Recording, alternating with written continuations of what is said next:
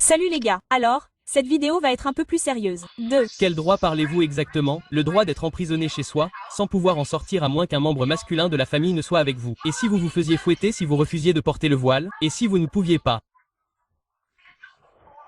Si vous étiez lapidé à mort, si vous aviez des relations sexuelles hors mariage. La plupart des pays islamiques sont des dictatures ou des États en faillite, vous ne pourriez donc pas voter. Mariage forcé, viol d'enfants, inceste. Ça ne fait qu'empirer. Inceste? Waouh! Je ne sais pas d'où vous tirez vos informations ou si vous nous avez peut-être confondus avec quelqu'un d'autre. Pourquoi l'inceste est-il mal? Ce n'est pas clair pour moi que ce soit mal. D'accord.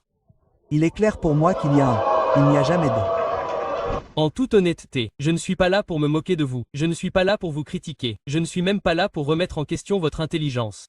Tout ce que je suis là pour faire, c'est vous donner des conseils en tant que personne qui souhaite sincèrement le meilleur pour vous et pour toute l'humanité, comme le devrait être un musulman. Le premier conseil que je vous donne, c'est que si vous voulez parler de l'islam, sachez de quoi vous parlez. Ne parlez pas d'un sujet d'actualité quelconque qui n'a rien à voir avec l'islam. Si vous voulez juger l'islam, jugez-le pour ce qu'il y a dedans et sur le prophète Mahomet, que la paix soit sur lui. En parlant du prophète Mahomet, que la paix soit sur lui, j'ai remarqué que vous avez essayé de le dessiner sans succès. Je sais que cela a fonctionné pour beaucoup d'autres et que cela les a rendus très célèbres auparavant, et je ne sais pas si c'est ce que vous essayez de faire, mais s'il vous plaît, abandonnez. Je veux sincèrement que vous arrêtiez de perdre votre temps et que vous le passiez plutôt à bon escient à essayer de découvrir qui est cet homme. Découvrez ce qui a fait de cet homme l'homme le plus influent du monde. Découvrez ce qui a fait de cet homme l'un des plus grands législateurs, le plus grand législateur de tous les temps. Découvrez ce qui a fait de cet homme l'exemple le plus parfait pour marcher sur terre. Une miséricorde non seulement pour l'humanité mais pour toute forme de création. C'est un homme vers lequel les petits-enfants accouraient parce qu'ils savaient à quel point il était miséricordieux. Ils savaient qu'il les prendrait au sérieux malgré leur âge. Quand des enfants lui rendaient visite, il leur tapait sur la tête, alors que les pères des autres n'embrassaient même pas leurs propres enfants. À une époque où les gens enterraient leurs filles vivantes, c'était lui qui honorait les filles. C'était lui qui honorait les femmes. C'était lui qui promettait le paradis à celui qui élèverait une fille avec droiture.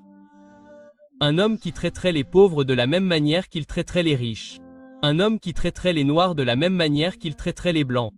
Muhammad, que la paix soit sur lui, était un homme que ses propres ennemis appelaient le véridique et l'honnête. Un homme lorsque ses ennemis le regardaient dans les yeux, il disait « Ce n'est pas le visage d'un menteur ».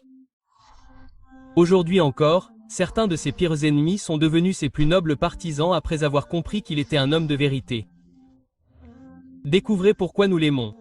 Découvrez pourquoi certains de ses compagnons étaient prêts à mourir pour lui. Je ne dis pas cela à la légère. Je veux dire qu'ils se sont jetés sur des flèches chaque fois que leurs ennemis tentaient d'assassiner Mahomet, que la paix soit sur lui. Je vous demande de lire l'histoire d'un compagnon du nom de Qub, que Dieu soit satisfait de lui, lorsqu'il fut crucifié et torturé. Et celui qui le torturait lui disait « Ô Qub, ne préférerais-tu pas que Mahomet, que la paix soit sur lui, soit à ta place ici même et que tu sois dans le confort de ta propre famille, dans ta propre maison ?» Il lui répondait « Je préférerais être ici et mourir plutôt que de voir une épine piquer le pied de Mahomet, que la paix soit sur lui. »